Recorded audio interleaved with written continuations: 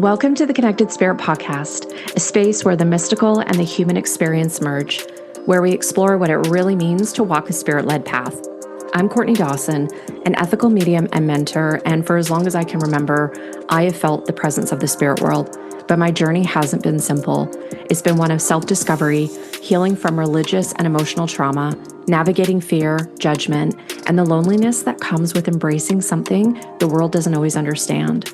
This podcast is here to take what was once considered woo and bring it into the real lived experience of being human. Because mediumship isn't just something we do, it's who we are. Here we dive into the conversations no one else is having, breaking down misconceptions, exploring the unseen, and normalizing the journey of deep connection. We'll talk about the beauty and the struggle of being a medium. We'll laugh, we'll reflect, we'll go deep. And most importantly, we'll remember who we are, why we're here, and how spirit moves through us all. So if you've ever felt something more, if you've ever questioned the unseen, or if you're simply ready to embrace the fullness of your spiritual path, you're in the right place. Welcome back to the Connected Spirit Podcast. I'm so glad you're here. We're diving into a topic so many of you have been asking about: spirit guides. Who are they? How do you sense them? How to trust the nudges you're already feeling, and how to begin communicating with them in simple, grounded ways. And to walk us through this, I'm joined by someone I deeply admire, Karen Docherty. Karen is a breath of fresh air in the psychic and mediumship world. From the UK to the US, from Asia to Australia, people all over the globe come to her for readings, mentorship, and conversations about the power and presence of spirit. She blends traditional mediumship with a modern, accessible approach and shows up with so much clarity, compassion, and heart. Today, she's sharing 4 practical tools anyone can use to build a stronger relationship with their spirit guides. Karen, so good to have you here. It's so nice to be here, Courtney. Karen, let's start at the beginning because your journey sets such a beautiful foundation. How did spirit guidance first start showing up for you? And what were those early signs that helped you realize something bigger was actually trying to get your attention?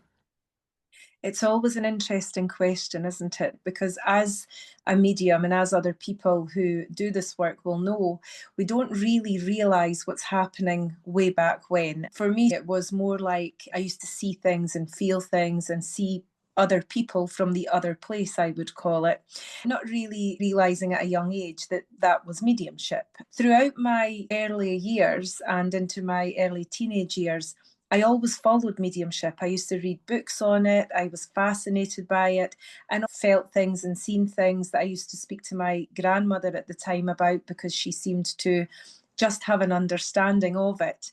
For me, it just felt normal. And it just felt something that, well, does everyone not do this? It was probably in my later teens that I realized, well, no, not everyone talks about spirit in that way or picks up on these other people that are kind of wandering about or situations that I used to pick up on. When I started to realize maybe I need to look into it a little bit more, it really was from a place of guidance I felt from my soul and just that feeling of you need to look at this properly now. And that's how it all started. So interesting how everybody has their unique journey with their mediumship development and that unfoldment. For people listening to this episode who get those little nudges, but are second guessing them, that is a very common thing. What are some of those subtle cues or moments that often signal that their spirit guides are trying to connect with them? I think the biggest one I would say to anyone that's listening is yourself, because I feel sometimes what happens is people think that it's going to be a big and bold thing. They feel like it's going to be something that's given to them or something very noticeable, and it's not. And I'm sure, that's happened to you as well, where it's very subtle, especially in the beginning. It's something that we do take notice of in some way, but maybe disregard or not trust. When you're getting to know about guides and your spirit team and how it all works, the biggest part of that is trust. A lot of times in our life, we don't trust ourselves because of maybe conditioning that we've had or certain things have happened in our life. Maybe we don't have a high self-esteem. There's been people telling us, even if we have voiced it, that it doesn't make sense or it's your imagination. So we kind of learn in the early years to not trust that feeling. But as time moves on, if anyone's listening that they do feel that nudge or feel that subtle kind of movement inside of themselves, it's really about just learning to trust that and go with it, and maybe even test it. Say, okay, if this is real, then I hope to see X, Y, and Z. Or if this is real, please show me something else that would give that confirmation to me. And more often than not, that will happen. I love that. And that really brings us right into the heart of this conversation. So let's talk about what's connecting with spirit guides actually looks like in real everyday life. Because there's this misconception in the spiritual world right now that I think it's because it's very heavily influenced due to social media, that these individuals from the other world are going to be coming down in some sort of clairvoyant image. There's going to be these big feathers, the big gusts of wind. They're going to have these big billboards with a message. And that's just not always the case. No, it's definitely not. And I agree, social media is good on one hand of getting the right message out there to people and kind of letting people see that this is real. But on the other hand, there's a lot out there that puts things totally out of perspective and unrealistic. So then people feel they're not connecting, but can have a positive and a negative effect, if you like. But for me, in everyday life, that guidance that you're going to receive from the spirit world is subtle. And it doesn't have to be that everyone needs to know their guide immediately, or how many guides do I have? There seems to be, I feel, a lot of people in a hurry to find that out. They want to know the exact personality, or where was that person, or did they walk this earth, or didn't they walk this earth? All of these questions. Now, whilst I think when you are studying mediumship or developing your spirituality, it's definitely something that comes with the journey, and you want to know these things, or you get to know these things. But initially, in everyday life, you have to understand that you are spirit in human form. Therefore, a lot of your guidance will come from your own higher self. We really underestimate how powerful that is, because we don't like to think of ourselves as powerful. But if we truly understand the power of our own spirit, then that of spirit guides, that kind of puts a whole new perspective on things. And so it's not about needing the big drama, about this evidence in that sense. It's more about learning to feel the presence of the spirit. And that has to start with feeling the presence of your own spirit. So powerful. And I totally agree with you 100%. We get into our mediumship development and we can get so focused on connecting to the other world, but realizing the bridge to that connection starts with us. So there's a really deep resonance with that. Now, you support people all around the world. What are some of the biggest blocks that you're seeing them that they're experiencing when it comes to actually connecting with their guides, their helpers, their inspirers? I do think that the biggest thing for me that I've picked up on with people is the influence of what they think is supposed to happen. So Mm. it's always more about them going into this with an expectation of this is what should happen. And when it maybe doesn't happen like that, it's then that they will go inside themselves a little bit and think, oh, I can't do this, or that's not working out the way it's supposed to. In my own experience, I remember when I first sat in a development circle, and that's what we call it over here in the UK. I sat there and I would listen to the other people in the circle. I wasn't confident because I was just starting out. And even though I felt these things and experienced things, I wasn't really outwardly talking about it at that point. But the other people in the circle would come out with all of these grand stories. When we did the meditation to connect with guides, they would be in crystal caves and underwater, and they got given this and they got given that. And I would sit there and feel like I didn't get any of that. I'm just very still and quiet, and maybe got something very subtle, maybe a word or something like this. And I remember feeling like I can't share mine with the group. It's obviously wrong because everyone else is getting this, big grand thing. And my teacher took me aside and said, you do realise what you're getting is correct. This is a very subtle and quiet experience. That gave me the confidence to start trusting it. And I think that's why I do sympathise with people who instantly doubt themselves because they've maybe been told it's wrong or it's something different or that's not what it is. So that misconception for me is a big block that I see with people, that they think it should be in a certain way or it's not the same as someone else they know. Once we work on that block, it opens the door for people to push that door wide open and explore what is it for them, because you and I both know that mediumship is very unique and every experience is unique to the medium or to the person. If it's not about mediumship and it's about spiritual development, it's still a very unique thing, and one size doesn't fit all. It's just not the way it works. Absolutely. I totally agree with you. Some blocks are because people are putting limits on what can be achieved and they're comparing themselves with their mentor, their classmates. And by the way, in Canada, we call them development circles too. They're a great way to develop mediumship and have early connections with our spirit team. But when we are sometimes almost in a state of desperation, I need a guide, I need to know the name, I need the sign, we're actually blocking that connection with them. And I'm thinking about how some of the early teachings of connecting to spirit guides has grown and evolved over the years. You know, it's gone from sitting in a circle, just having a meditation, to now there's all these different tips and hacks on how to connect with the other world. You have a really modern, grounded approach to that mediumship development connection. Why is it important for you to blend some of those traditional principles with contemporary understanding of spirit? I think it's important for me because I understand that over the years there's been a lot of progress with, how we thought mediumship worked, or the early years. Like if you think about the pioneers of mediumship and how they did it, there was a lot of physical mediumship and materialization mediumship. And as time's gone on, that's changed. Life is very, very fast. We don't have the same time to commit to the spirit world a lot of times. We're busy with things, and I just think that the life we lead now is very fast paced and everything's expected very quickly.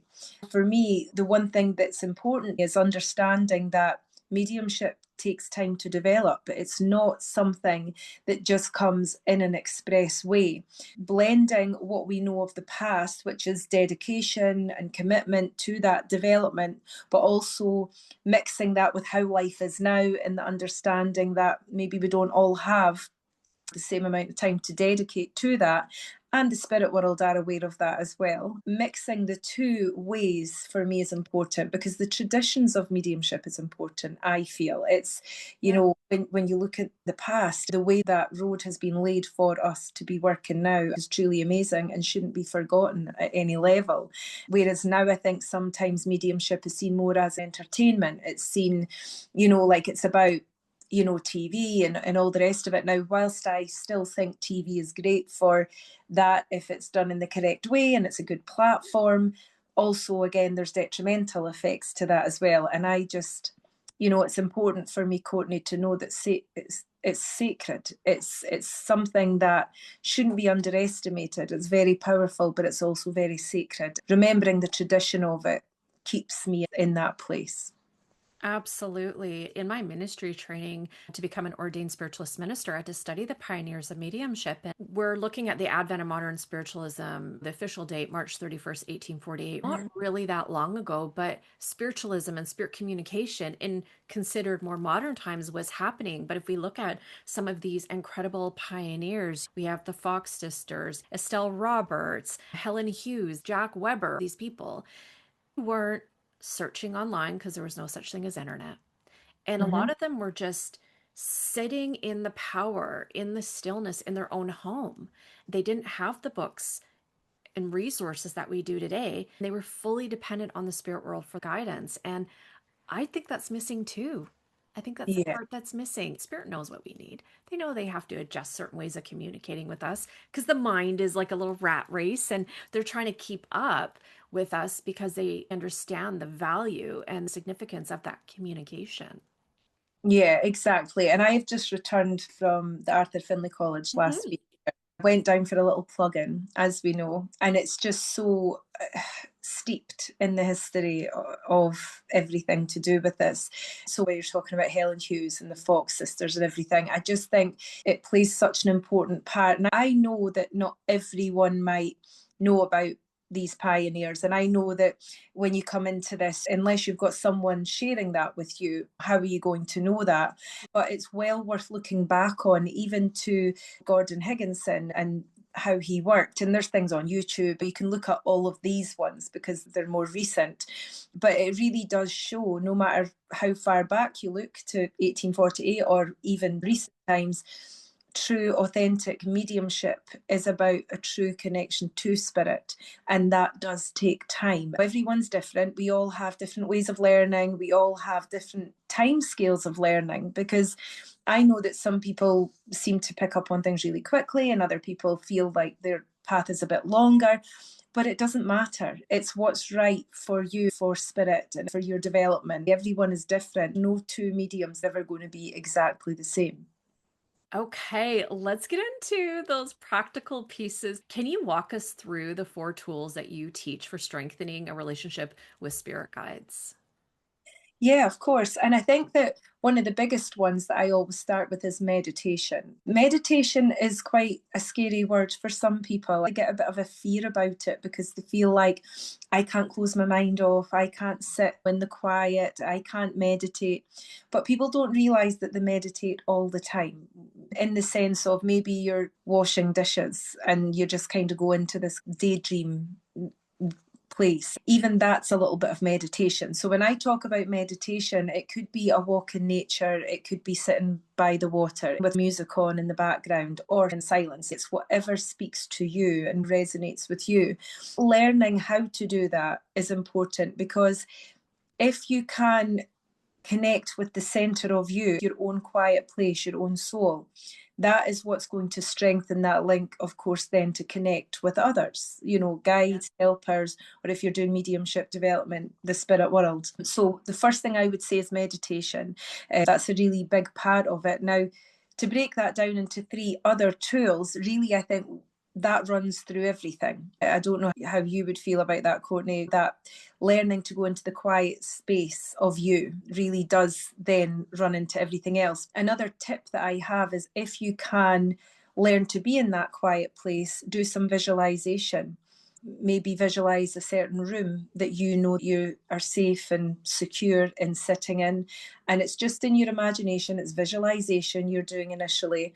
And then ask your guides and helpers to come and meet you there.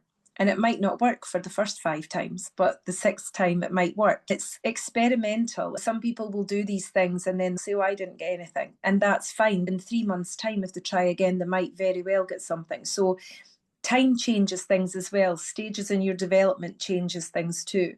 So it's always going to be a bit of trial and error. But these kind of exercises definitely, and allowing that meditation and quieting of the mind, all of that really is what I would say to work on the most, in order to then ask your guides and helpers to come. You can ask for evidence of that. You can ask for signs or guidance where something you didn't know but you had to look it up just to get verification. All of that will come, but initially I would definitely say the meditation side.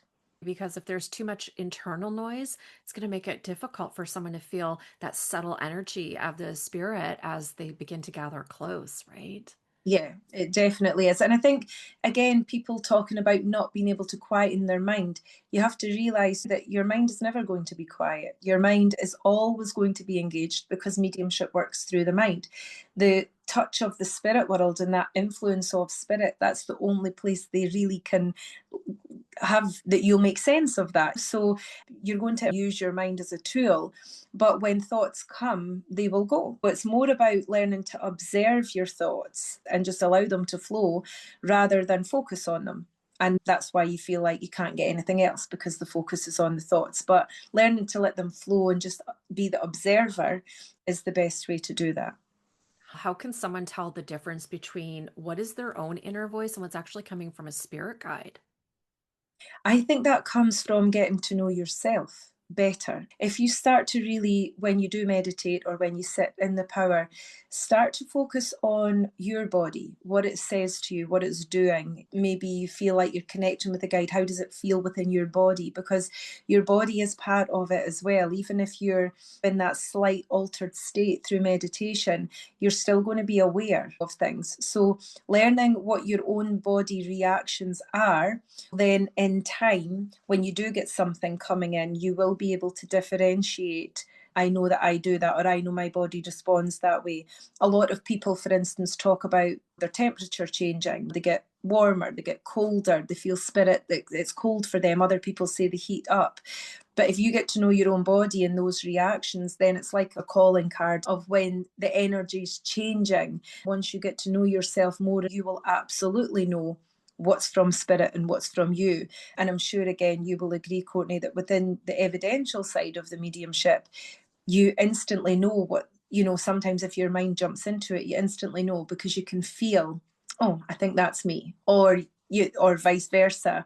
And you kind of get to know your mediumship as well.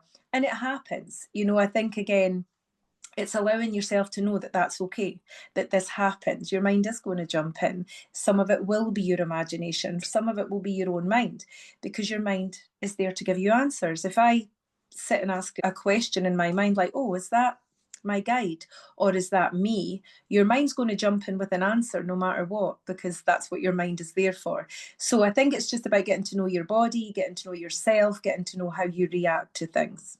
Noticing the changes when you're asking the spirit world to come close, and having that measure or that kind of temperature, being able to recognize this is what I feel like normally, this is what I feel like when I'm in that meditative state, and observing the changes when you ask the presence to gather close, however that may present itself, right? What are Mhm. some of the ways that spirit guides actually present themselves to people? A lot of people, even developing mediums, often think that they have to have a clairvoyant image, and that's just not always the case. What are some of the signs that spirit guides give people to say, hey, I'm here. Hey, this is a message? It could be any of the senses that are used. I agree with you. People think it has to be a certain way, and it doesn't. They can use your sense of smell. They can use vision, like your clairvoyance. They can even give you sounds. They can kind of, when they bring their energy close to you, they know what's going to resonate with you. Our guides know us more. They will know what's going to work for us and what doesn't. And although it's always a work in progress and it's always about building that connection, they do know what makes sense to us and what doesn't. So they'll use all of our senses in whichever way they feel the message will get through. But certainly, I think writing is a good one to help start the ball rolling. I think when you sit with a piece of paper and a pen and just maybe, even if you start to write something from the mind, as in, I don't know what I'm going to write, you will find that words of inspiration will start to flow. And getting into that kind of inspirational space as well is another way for your guides to then touch that inspiration and for messages to come from them. So it might be that you write things down, and when you read it back, you don't really recall writing those certain words or certain phrases. Monitor that as time goes on. If you can use the same notebook, put a date and keep going. Sometimes messages come that way as well. So there are many different ways the guides will come forward for us. Again, it's getting to know what works for you. Absolutely. And that last tip that you just shared is one of my favorite ones, because you have a tangible document, something tangible you can look at and recall and go, wow, I couldn't even made that up. I could not have made that up. Right. And then that Yeah. really brings validity to the experience that you're having. I know people are already going to be feeling into this. So let's speak right to those who need some reassurance. What would you say to the listener who feels really disconnected or is doubting themselves? What's one shift or spiritual practice that could help them just start trusting their spirit guides more? I would say realization is the biggest thing. Sometimes when you're in that space, and we've all been there, there's not one, or I would find it hard to believe there was ever a medium or somebody who was developing themselves never felt that way. I think we've all been there, and still, even as mediums, no matter how long you've worked or how long you've done your development, you're always going to come up against this time Mhm. and time again, because it's a natural part of development.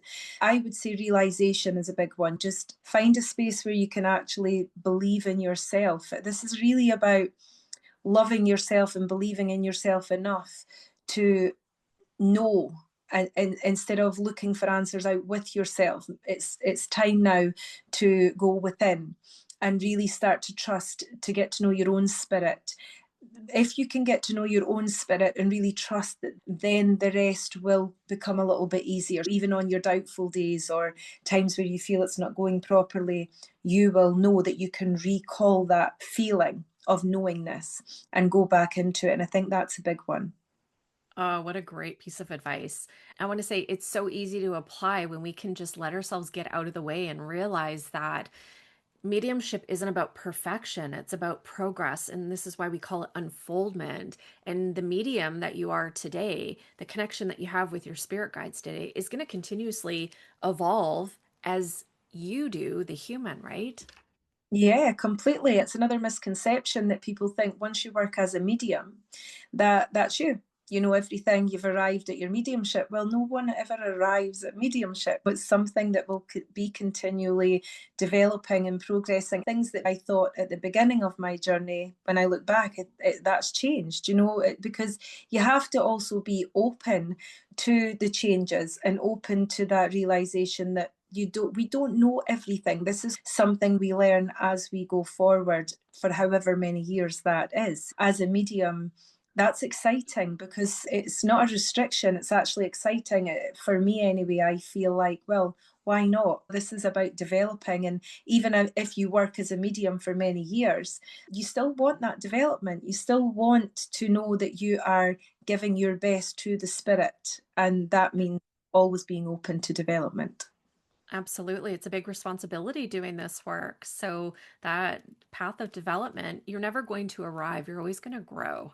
And that's the journey. Karen, let's have a little fun. Just a few quick questions before we go so people can get to know you a little bit more. What is something that you love to do when you're not working with spirit?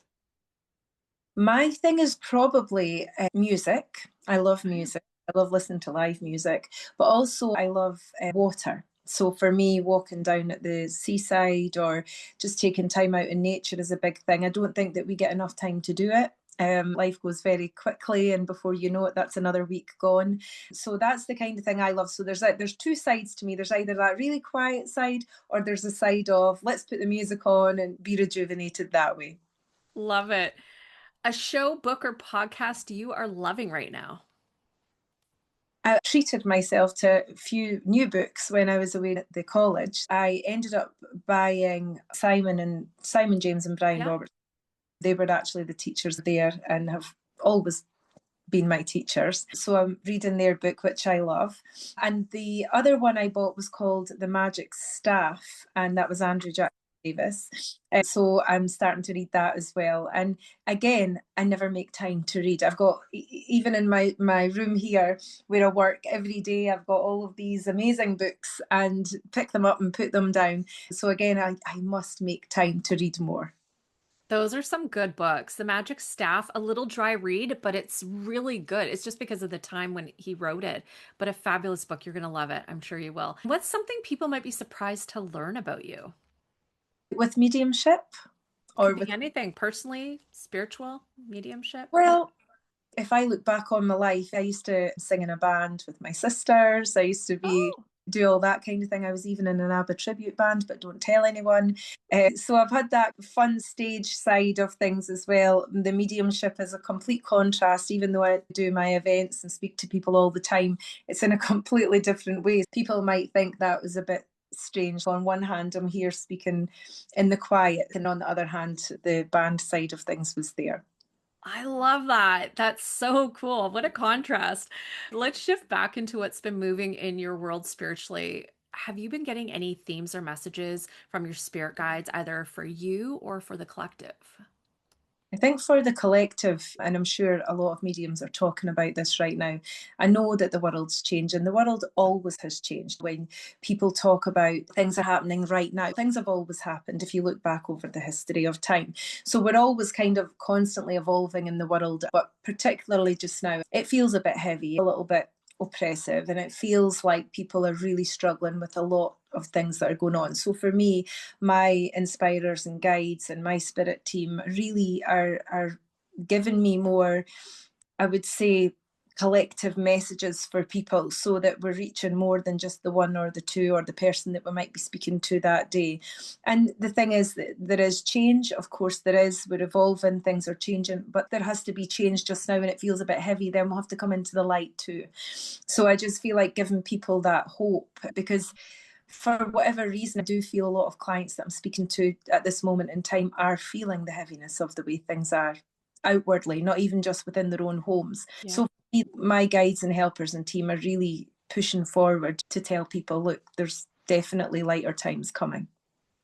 What a relief, because so many people are feeling that oppressive energy, and it's hard to move through it, to navigate, especially when you're getting bombarded everywhere you go, either it be what's going on inside your own personal home, what you're seeing on the news, social media, newspapers.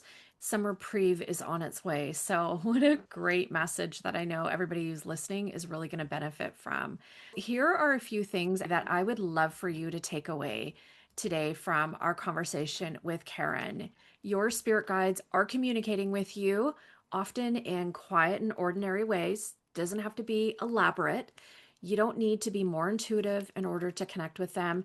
And your relationship grows through small practices, consistency, and that word Karen brought through in the beginning of this conversation, trust. And you are never doing this world a favor by holding back and not allowing yourself to really be seen and heard. You're not alone. You have those in the world unseen that are helping you. And with that, let's bring this home. Karen, I am so honored to have had you on the show. It's been really great to connect with you, to have you share your voice and your wisdom with my listeners. It's been my absolute pleasure, Courtney. Thank you for inviting me. Thank you, everybody, for joining us today. If something opened up for you, a nudge, a memory, a moment of recognition, stay with it for a little bit. Your spirit guides love to speak with you through echoes and gentle reminders. You are not behind. You're not missing anything. You're learning your language with the spirit world, and it unfolds in your timing. Until next time, take gentle care of your heart, your energy, and your connection. The Connected Spirit isn't just a podcast, it's a remembering of who we are, a remembering of our connection to spirit, and a remembering that we are never walking this path alone. Mediumship isn't just about speaking with spirits. It's about deepening the connection to our own spirit, to one another, and to the energy that moves through everything. So as you leave this space, ask yourself, what part of this conversation stirred something within you? What connection is spirit inviting you to strengthen? If this episode spoke to you, please share it, leave a review, and connect with me on Instagram at Medium Courtney Dawson, or visit my website at mediumcourtneydawson.com. Your presence in this community matters, because connection isn't just about what we seek, it's what we are. Until next time, trust your spirit, trust the unseen world, and trust that you are always, always connected.